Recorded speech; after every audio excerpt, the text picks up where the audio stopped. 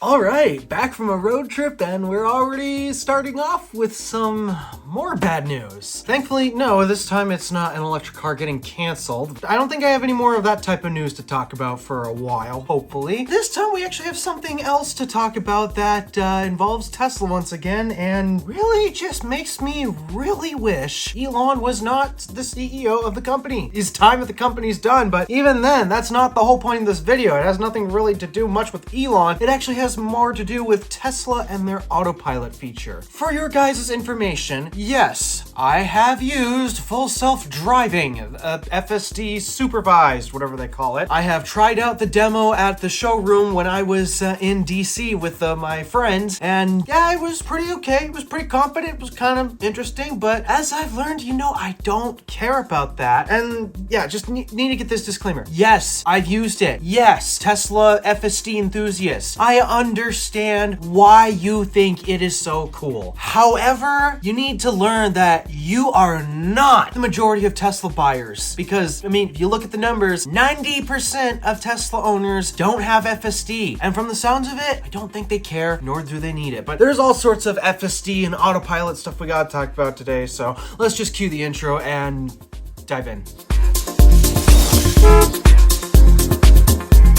Alright, so the first bad news when it comes to FSD is if you happen to hate subscriptions, like me, myself, yeah, FSD is now subscription only. At least, well, not just yet, but Elon is working to turn it to subscription only. You can no longer buy it one-time purchase outright with the car. I wonder if that's because the take rate is so low that they're not really making that much money off feature, but that's probably the reason why they're not letting you purchase it outright anymore. They also really wanted it to stay tied to the car, but obviously Tesla owners were not particularly keen with the idea of that, as they kept complaining that no, they don't really want to upgrade their Tesla because they don't want to pay for FSD again. They felt they bought it once, well, they should be able to use it on all of their cars, not just the particular car they bought it with, which was why Tesla eventually, as a buying incentive, they decided to allow existing owners to transfer their one-time purchase FSD from their old car to their new one. And despite that Tesla said, oh, we're only going to do this once, we're not going to do this again,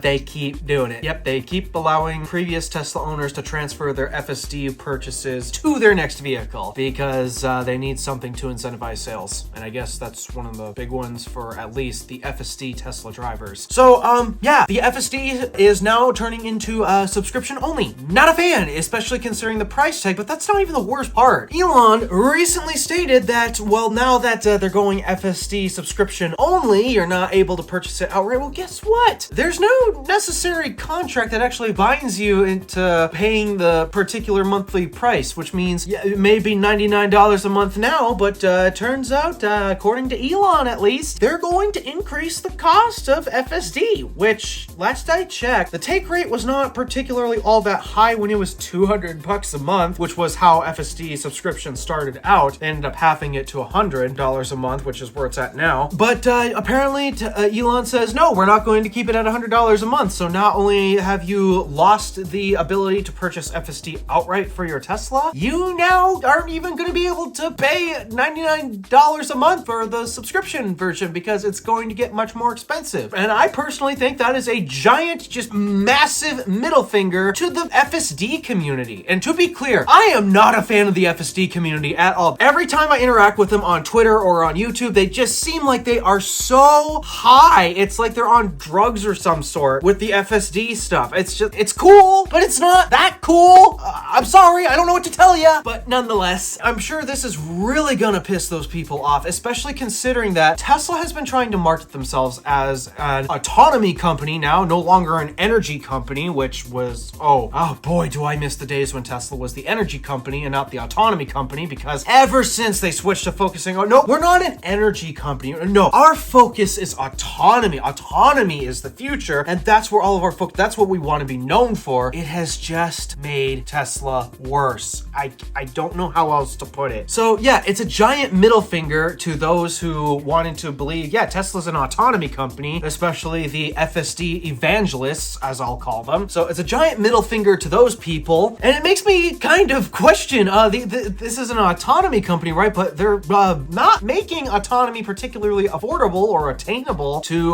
the average Joe anymore. So now it's just particular rich people who could actually afford to pay the subscription. So, okay, just pointing that out. But that's not even the worst offender of this whole thing. I mean, I don't care about FSD, so whatever happens to it, I literally don't care. I mean, it is unfortunate that you can no longer purchase it outright, and Tesla is taking advantage of that opportunity by increasing the monthly subscription cost. That's not even the worst part about Tesla's whole autonomy thing. The worst part was a fear that kind of started with the Model Y Standard and Model 3 Standard. When those vehicles launched, I'm talking about the standard Model 3 and Model Y, where they did some cost cutting to try to get these models more affordable after the tax credits went away. And in their move to make them more affordable, Tesla decided we're going to remove basic autopilot. Autopilot is not the same as FSD. There is a humongous difference between the two, actually. And I personally found that to be particularly annoying because the vehicle still has all of the hardware to run autopilot, because it's all the same hardware that runs FSD, which means they're not even saving money by removing autopilot. That is a legit spit in the face to those people who could not afford the fancier Teslas. And again, Tesla is the autonomy company, so they should be focused on trying to get these autonomous features in people's hands, right? Well, apparently, I guess not anymore, because again, FSD specifically has now become less accessible to the public, and it's going to become even less attainable to the public because of the subscription price increasing. But now autopilot is gone. You can go to the configurator on Tesla's website and you can no longer configure even the premium Model 3 or Model Y, and I'm sure they're probably going to do the same with the Model S and X, if I'm not mistaken. I'm pretty sure they did that. Let me double check that real quick. Quick editor's note, FSD is currently included as part of a promotional package on the S and the X, so not entirely sure, but I do know that it is at least removed for the 3 and the Y, and as far as I know, because FSD is currently included on the S and the X, my guess is autopilot's going away too. Yeah, they're removing autopilot from all new vehicles. Again, why? It literally costs them no money, because all of the hardware they need to run autopilot is the exact same hardware they use for FSD. And of course, Tesla markets that all of these vehicles will be FSD capable, but now you're basically losing autopilot. All you get now is traffic aware cruise control and lane keep assist. It's a little different than lane centering. Active lane centering actually actively tries to keep you in the lines versus lane keeping assist, where, oh, if you start to drift out, if you actually drift out of the lane, it will keep you in it. But it's basically ping pong back and forth between the lane lines. It makes you look like you're drunk to an officer that drives by, which is not a good look if that's what people try to do. And I assume because everyone assumes, oh, well, it has basic autopilot, it can drive itself. Yeah, something tells me we're going to start having Teslas ping pong back and forth between the lines, and then we're going to get more pullovers and more bad drivers and more crashes and more accidents. Oh yeah, I gotta point this out. Doesn't Tesla brag about how autopilot just makes driving more safe? Well, if that's the case, then why are they removing it? This is just infuriating. And again, I'm not typically one to care about the self-driving stuff. I legitimately don't. And I'll be clear, I have used autopilot on my DC trip a lot. I use autopilot basically the entire time from DC to Ocean City and back to DC. I took the car on another trip through Pennsylvania as well and used autopilot for pretty much the majority of the time. And I wanted to, because I wanted to experience what was all the hype about autopilot and the self-driving stuff. Like, why do people actually care about lane centering? It was something I didn't understand at the time, and now I do understand why people care about it. Even though, yes, I prefer to drive the car myself 99% of the time, but there is that 1% of the time where I am on a road trip and I'd rather pay more attention to the traffic than focus on trying to keep the car in the lane. That's what I like about cruise control. It basically allows the car to maintain speed that takes one more task off my mind so I can focus on the idiot drivers driving around me so I don't crash into them. And other drivers feel the same with cruise control, adaptive cruise control in particular. Oh, is that so useful? And lane centering. And now this is kind of funny because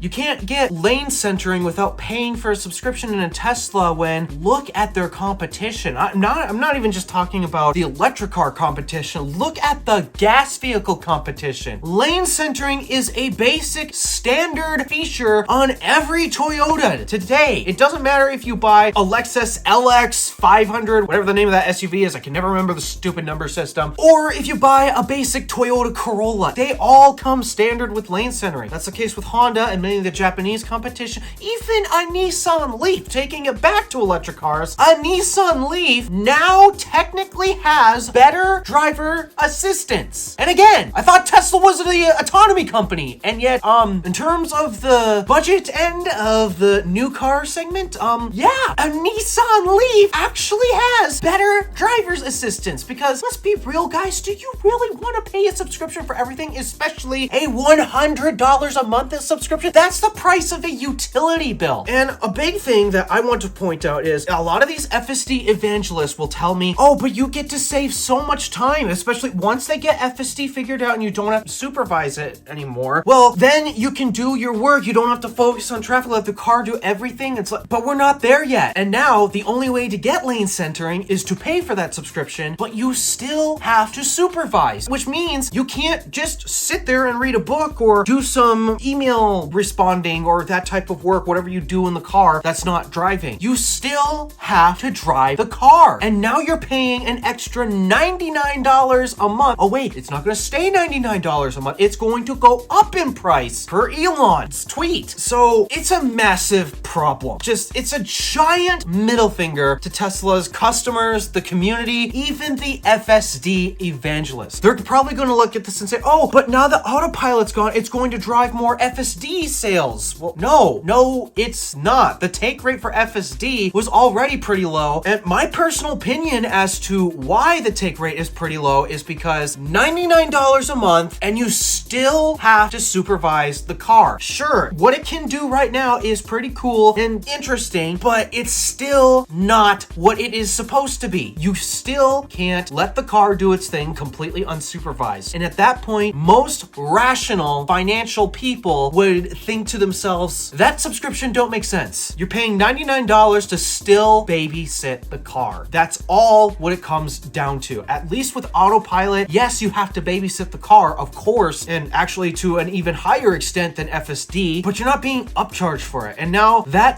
basic of a feature is standard on Tesla's competition and not standard in an autonomy-focused brand. I'm genuinely confused, and I really hope someone in there grows a few brain cells and decides to walk back this decision. Because again, don't take my word for Tesla being an autonomy company. Take Tesla's word for it. Take Elon's word for it. According to them, Tesla is an autonomy company now, and yet they've removed a bunch of options to access said autonomy services. So what am I supposed to tell you? It's not a good situation for Tesla drivers in particular. Once again, this doesn't really affect me all that much, even though I'm not a Tesla owner just yet, but I still plan on buying one. And again, I really don't care about all of the autonomy stuff. I only really appreciate it as safety catches for even the best drivers will have their moments where they do something really stupid. That's a fact. That was my only appreciation for that type of technology. It's just to function as a safety catch in case somebody F's up. But other than that, it's just what a nightmare. So that's all I have to say on the matter. What are your opinions on Tesla removing autopilot and